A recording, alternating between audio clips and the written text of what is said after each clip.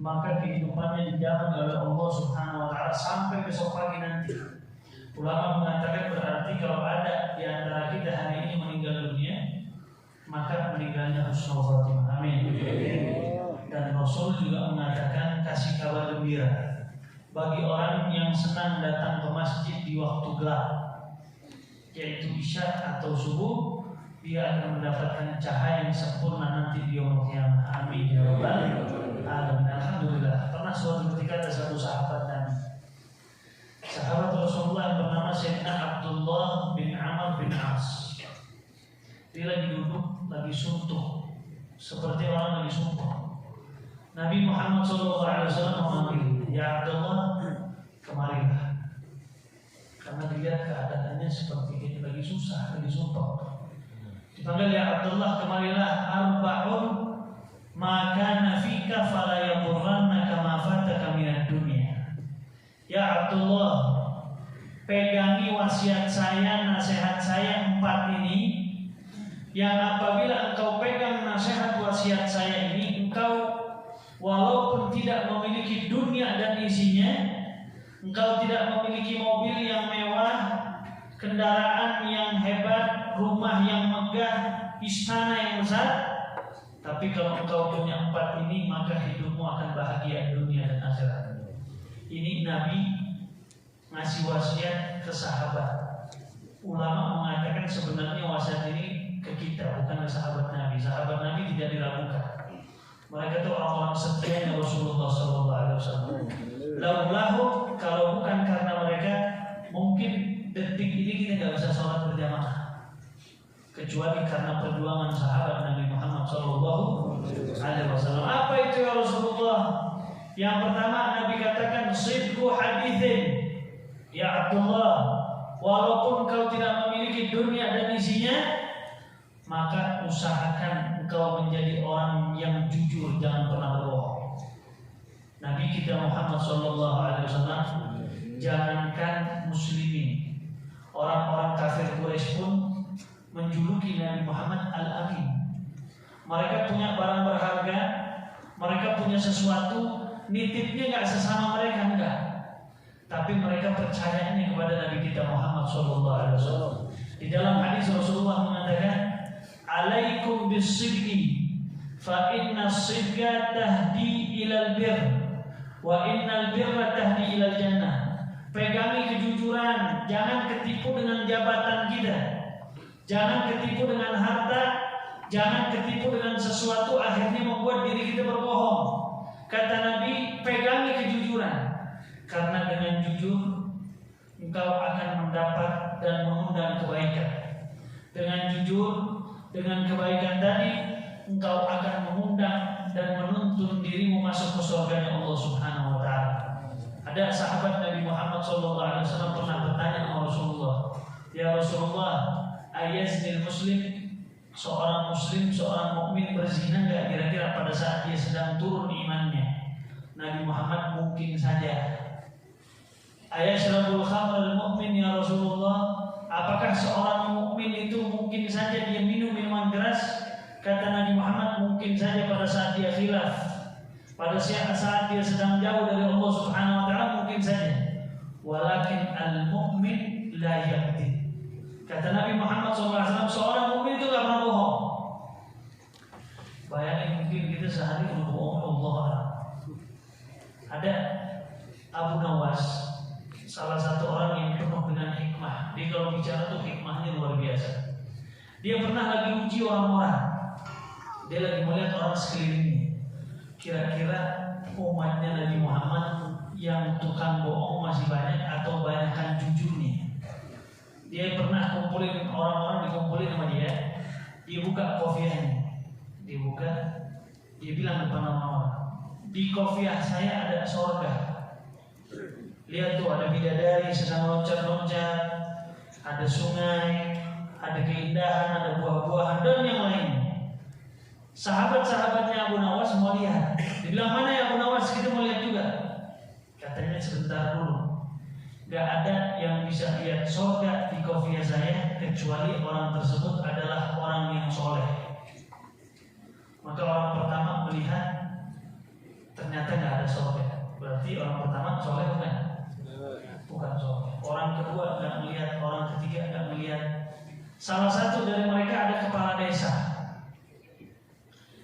Dalam hati kepala desa, saya kalau melihat kofiannya Abu Nawas, saya bilang kagak melihat surga, berarti orang-orang bakal bilang saya apa? Kagak surga, bahaya.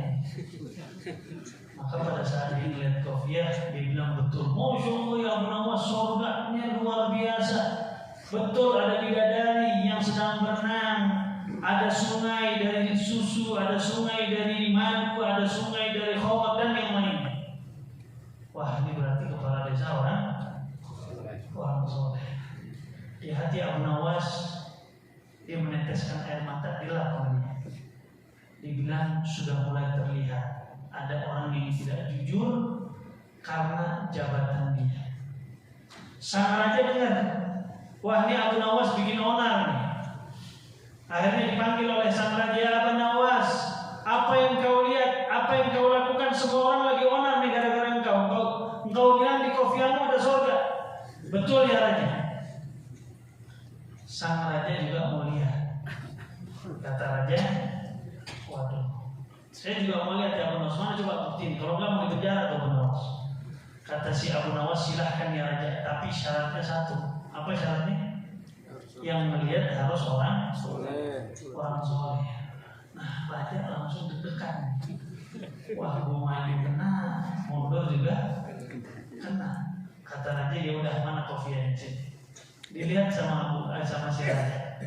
Pada saat dilihat, sang raja karena dia seorang raja, kalau dia bilang surga nggak dilihat, maka dia bakal dibilang bukan orang soleh.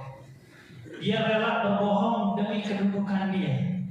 Dia rela berbohong karena jabatan dia. Dia katakan, betul ya Abu Nawas, ternyata di kofiahmu Masya Allah terlihat surganya Allah Subhanahu wa ta'ala. Dan itu hari Abu Nawas berdiri, dia menangis pulang ke rumah. Apa yang dia katakan? Sudah hilang keimanan kepada muslimin. Sudah banyak muslimin yang berdusta atas nama jabatan. Waliyadillah.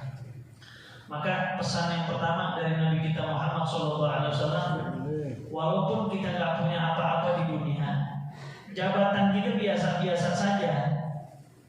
Jabatan kita nggak ada artinya. Kita nggak punya harta, kita nggak punya mobil mewah, nggak punya rumah yang megah. Jangan pernah bohong. Nabi bilang, sidqu hadithin, jadilah orang yang jujur, karena kebohongan mendatangkan malapetaka. Malapetaka akan mendatangkan nerakanya Allah Subhanahu wa ta'ala.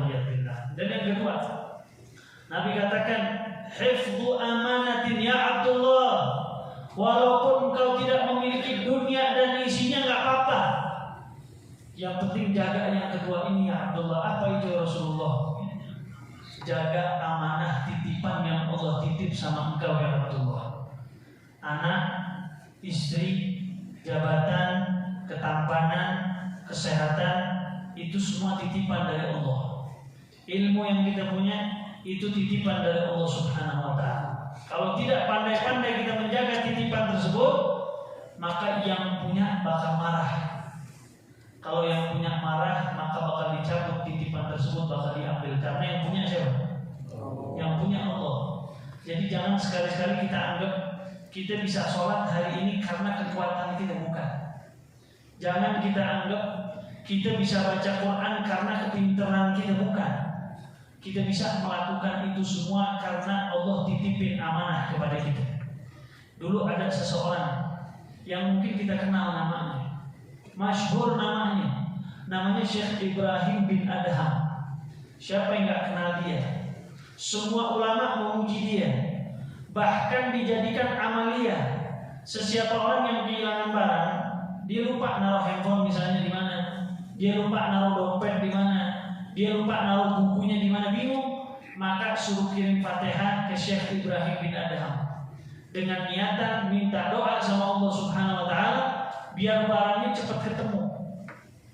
Maka baca Al-Fatihah, Fatihahnya jadi baca. Itu mujarab langsung ketemu tuh barang. Siapa namanya? Syekh Ibrahim bin Adham. Ini Syekh Ibrahim bin Adham pernah kerja sama tuannya. dia kerja bulan pertama, dia kerja tahun pertama, dia kerja tahun berikutnya, dia kerja tahun berikutnya, sang Tuhan panggil, ya Ibrahim kemarilah. Dibilang ada apa ya Tuhan? Dibilang besok siang saya punya kawan-kawan, para pejabat, para orang-orang hebat, pengusaha-pengusaha mau datang. Karena Syekh Ibrahim bin Adham ditugasin selama bertahun-tahun itu suruh jaga kebun buah. Suruh jaga kebun buah. Dibilang besok saya punya tamu mau datang, maka tolong pilihkan buah-buah yang segar-segar, yang manis-manis. Karena ini tamu spesial. Kata Syekh Ibrahim bin Adham, siap. Akhirnya di keesokan harinya betul Syekh Ibrahim bin Adham kumpulkan tuh buah-buah yang segar, yang manis-manis, ditaruh di nampan pertama, nampan kedua, nampan ketiga. Datang sahabat-sahabat tuannya Syekh Ibrahim bin Adham. Pada saat mereka duduk, mereka dipersilahkan makan buah itu. Orang pertama makan, sang tuan nih ngeliat tamunya kok pas lagi makan buah. Orang kalau makan buah sepet buahnya mukanya kelihatan nih. Kelihatan kan mukanya apa kelipet begitu. Jadi tuannya bingung ya. Ini ada apa nih? Lihat orang kedua, subhanallah begitu juga. Tamu ketiganya begitu juga. Tamu keempatnya begitu juga. Tuannya penasaran, dicobain buahnya, ternyata benar buahnya kagak enak, sepet. Dipanggil Syekh Ibrahim, ya Ibrahim sini. Saya kan perintahnya suruh cari buah yang manis-manis, yang seger-seger. Kenapa kok engkau kasih buah yang begini? Apa kata Syekh Ibrahim bin Adham? As-salih al-abid, yang orang solehnya luar biasa di sisi Allah Subhanahu wa Ta'ala. Kata beliau, wallahi saya bersumpah wahai tuanku, saya kerja tahunan di tempat ini, tugas saya jagain kebun buah, bukan makan atau mencicipi apa yang ada di kebun buah tersebut. Selama tahunan saya kerja di situ, tidak ada satu buah pun yang pernah saya cicipi, walaupun buah itu jatuh dari pohonnya. Karena itu amanah dari engkau, dan saya yakin amanah tersebut sebagaimana sabda Nabi Muhammad SAW, siapa orang yang dikasih amanah dia jaga, berarti itu cirinya orang yang mukmin.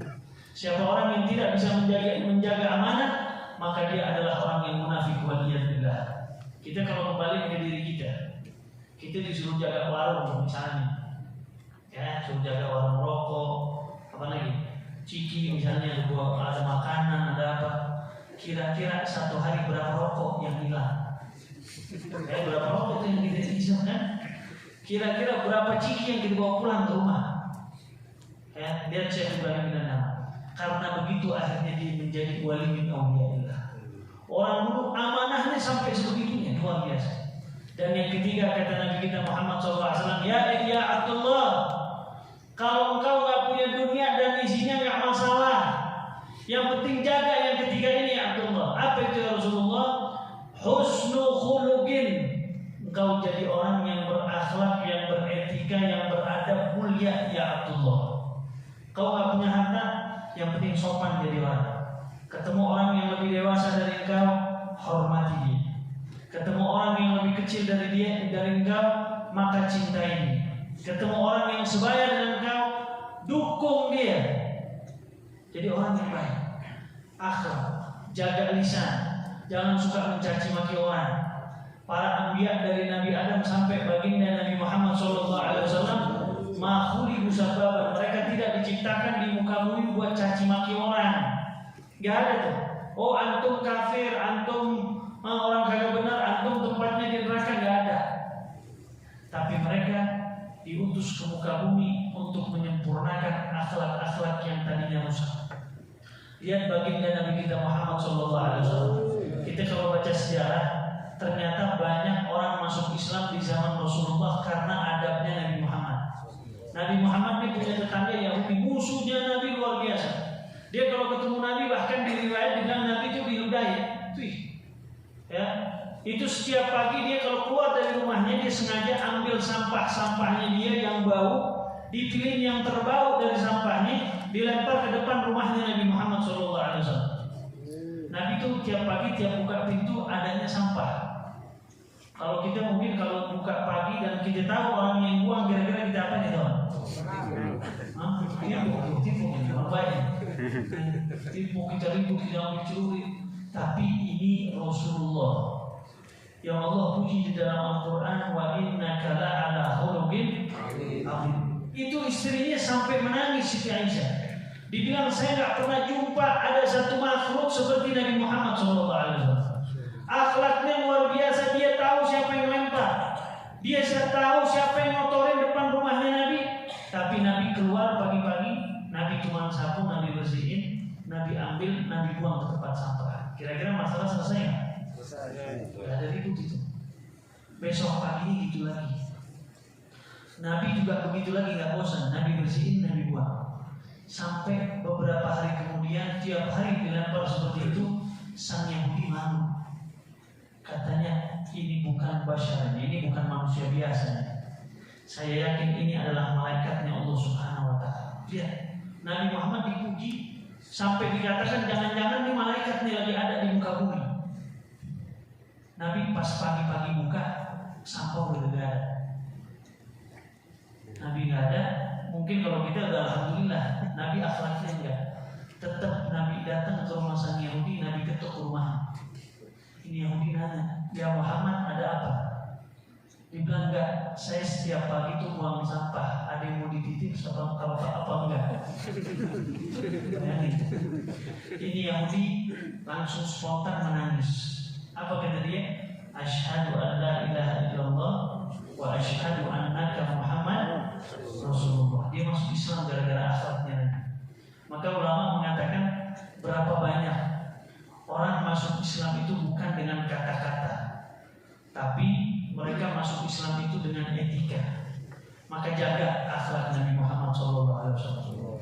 Berapa banyak orang benci sama Islam gara-gara kita sendiri. Berapa banyak orang gak demen sama Islam gara-gara kita sendiri. Maaf, kita kalau melihat YouTube sekarang yang ribut tuh para ustaz, muslimin sama muslimin. Padahal Nabi Muhammad SAW mendidik anak cucunya, sahabat-sahabatnya untuk tidak mencaci maki siapapun. Dulu ada Sayyidina Ali Zainal Abidin. Sayyidina Ali Zainal Abidin anaknya Sayyidina Husain.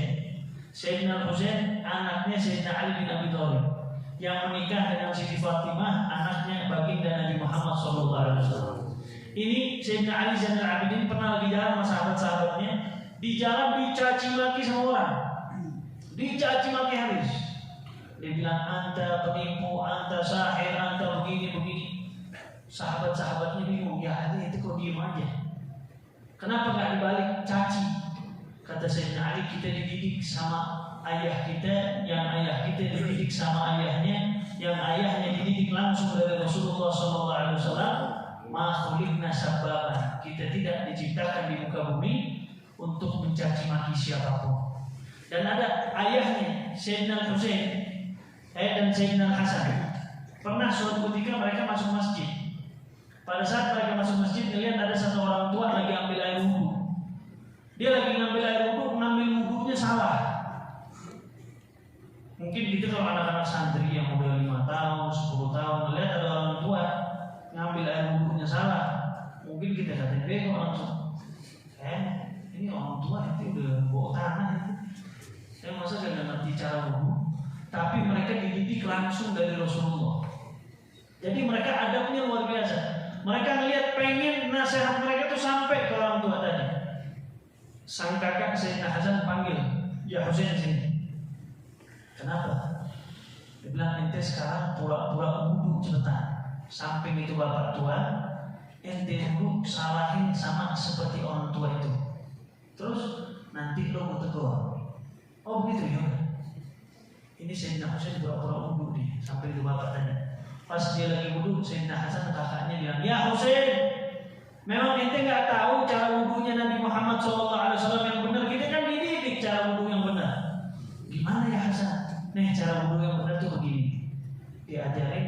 Sang orang tua tadi itu melihat dan dia menangis. Dia mengatakan, saya yakin bahwa kalian adalah betul-betul dididik oleh Nabi Muhammad SAW. Diperbaiki akhirnya wudhunya sama-sama orang tua tadi. Jadi yang ketiga, Nabi Muhammad pesan kepada Sayyidina Abdullah, ya Abdullah, kalau memang engkau mau bahagia dunia dan akhirat, gak pengaruh ente gak punya dunia dan di sini. Nabi Muhammad kita kalau baca riwayat itu kamarnya saking sempitnya, itu Nabi kalau lagi tahajud di malam hari, dia kalau lagi mau sujud dia harus geser kakinya Siti Aisyah dulu baru bisa sujud. Berarti menunjukkan rumahnya Nabi nggak mewah-mewah banget, biasa aja, kecil rumahnya Rasulullah. Tapi kira-kira Nabi Muhammad bahagia nggak dunia akhiratnya? Tenang nggak dunia akhiratnya? Banyak orang kadang maaf punya kamar, mau ke kamar mandi aja naik motor dulu. Ya saking gedenya. Tapi hidupnya nggak bahagia, dunianya nggak bahagia, akhiratnya nggak bahagia. Makanya Nabi kasih kita resep. Yang ketiga, jadilah orang yang baik, yang akhlak. Budi pekerti itu di atas segala-galanya. Percuma ilmu kita banyak, tapi akhlak gak ada. Karena Nabi katakan di dalam satu hadis, man izdada ilman wa lam yazdad hudan lam yazdad minallah illa bu'da. Siapa orang yang ilmunya banyak, dia hafal Quran, dia hafal ribuan hadis, dia hafal tafsir, dia hafal nahwu, dia hafal semuanya, tapi dia nggak punya adab, kata Nabi, maka nggak bertambah berarti ilmunya. Yang bertambah cuma kejauhan antara dia dan Allah Subhanahu wa taala. Dan yang terakhir, ya Abdullah, kalau engkau mau bahagia dunia akhirat walaupun engkau gak punya dunia dan isinya, maka kata Nabi Muhammad, iffatun fi tuhmatin. Usahakan jangan makan sesuatu kecuali 100% halal. Jangan makan sesuatu yang syubhat. Bahkan kalau ada sesuatu yang kita gak yakin, ini kira-kira halal atau haram, ini barang siapa yang punya saya atau bukan. Misalnya di jalan kita nemu duit segini 500.000, ambil jangan. Jangan kayak gitu padi diinjak dulu. Ya kan? Temennya ngajak jalan, tak perlu jalan dulu deh. Kenapa enggak ada lagi perutana begini? Temennya jalan diambil duit siapa itu? Nah itu bisa haram, bisa syubhat. Kata Nabi, dak ma yuribu ila ma la yuribu. Tinggalkan sesuatu yang ente ragu-ragu sama hukumnya kepada sesuatu yang betul-betul pasti ente tahu. Dulu ada satu ulama besar, itu seumur hidup dia nggak bisa jadi imam. Dia nggak bisa jadi imam, padahal ilmunya luar biasa. Muridnya bertanya, ya Syekh, kenapa kayak ente seumur hidup nggak bisa jadi imam? Dibilang anak tidak fasih di dalam membaca Al-Quran ini. Jadi ada sesuatu huruf yang dia nggak fasih. Misalnya kalau bo aja disebutnya kagak benar, maka nggak sah jadi imam, nggak boleh jadi imam. Dibilang kenapa? Ente kan ulama besar.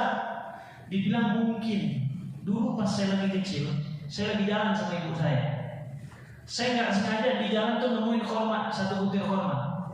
Korma tadi saya ambil di jalan, saya makan itu korma. Ibu saya dari kejauhan lari, saya dimuntahin, tangannya dimasukin, dimuntahin, badan saya dibalik. Intinya tuh korma gimana caranya biar keluar. Keluar saya muntah-muntah, mungkin ada setitik korma yang masih tersisa di perut saya. Allah siksa saya seumur hidup, saya nggak bisa jadi imam. Apalagi kalau ada orang yang semangkok tiap hari makanan halal dimakan. Ini cuma setitik doang ini. Banyak dari kita nggak tahu tuh main umbatnya itu makanan punya siapa, ambilnya. Kadang jemuran siapa kita nggak tahu, kita ambilnya. Buat hati-hati. Makanan yang haram masuk ke perut kita itu bisa menghambat doa kita kepada Allah Subhanahu wa taala. Berapa banyak orang sholat sujud setiap malam, dia berusaha mau nangis nggak bisa nangis. Tapi berapa banyak orang yang betul-betul makanannya halal, pada saat dia cuma mendengar kata-kata Rabbana, dia langsung menangis. Maka mudah-mudahan tidak kita berdiri dari majelis ini atau selesai bulan suci Ramadan kecuali Allah bisa tegur hati kita. Kalau bukan nasihat dari Allah atau Nabi Muhammad yang bisa membuka hati kita, siapa lagi yang mau nasihatin kita? Kalau bukan firman Allah ataupun hadis Nabi Muhammad SAW yang bisa bikin kita jadi orang baik, maka siapa yang bisa nasihatin kita? Karena nggak ada di atas Allah, nggak ada makhluk seindah Nabi kita Muhammad SAW. Maka mudah-mudahan keluar bulan suci Ramadan kita tetap istiqomah, kita tetap menjadi orang yang baik, agar kita bisa meninggal husnul khotimah dan kita bisa kelak nanti berjumpa dengan Nabi Muhammad SAW dan masuk ke surganya Allah Subhanahu wa taala. Amin ya rabbal alamin. Sebelum mana tutup, dengan doa. Ini ada door prize tausiah Ramadan. Nah, pertanyaannya langsung dibikin aja. Nah, perawi hadis tadi siapa namanya? Yang tahu siapa? Tadi kan saya sebut itu coba ini pertama. Saya sudah tahu. Siapa?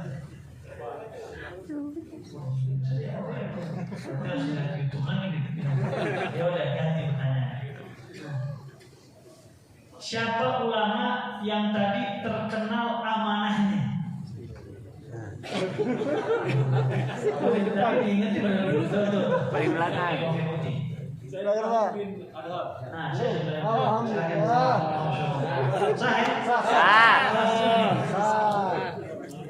coba dicek dulu kualitas ini. Kalau dihafal itu. Ini ada surprise tausiah Ramadan. Nah, pertanyaan yang kedua, sebutkan 4 tadi yang disebutkan oleh Rasulullah SAW. Bawa sejadah itu. 1. Jujur. 2. Amanah. 3. Akhlak yang terpuji. 4. Makan makanan yang halal. Takbir. Sallu ala Nabi. Allahumma shalli.